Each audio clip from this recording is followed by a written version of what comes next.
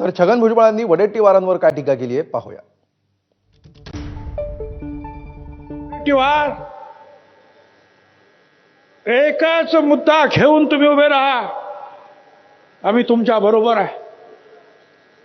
पण जरांगीच्या तिथे जाऊन एक बोलणार, मराठा समाजाला आरक्षण दिलंच पाहिजे म्हणून. अंबडच्या मीटिंगमध्ये येऊन तुम्ही सांगा आम्ही तुमच्या बरोबर आहोत, नंतर आमच्याकडे आमचा परत पाठ फिरवणार, हे कसं काय शक्य आहे?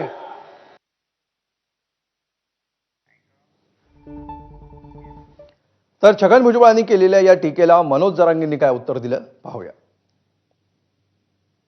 ते काही म्हणता येते, आता बुद्धी ढळली, अक्कलदाड पडली.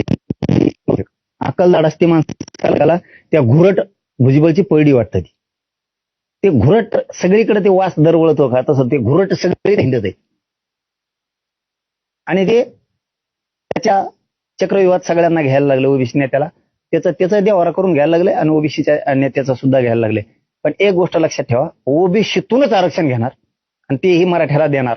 तुम्ही कितीही दडपणाचा प्रयत्न करा, त्याला बी बीडचे मराठी म्हणतात एवढं लक्षात ठेवा. ते कमजोर कच्चे नाहीत, सहन करतात. फक्त तुम्ही काय धमक्या देता भाषणातून, त्याला कवाच्यात मी बोललो, कवाच नाही तो ह्याच्यात मग कशाला, तो ह्याच्यात मी काय बघितलंय सगळ्यांनी, तो ह्याच्यात मग कशाला, तो ह्याच्यात मग तुलाच राहून दे, असेच हातरंग येऊ रक्तानी, तो ह्याच्यात मग तुलाच राहून दे, त्या रक्ताने भरल्याला.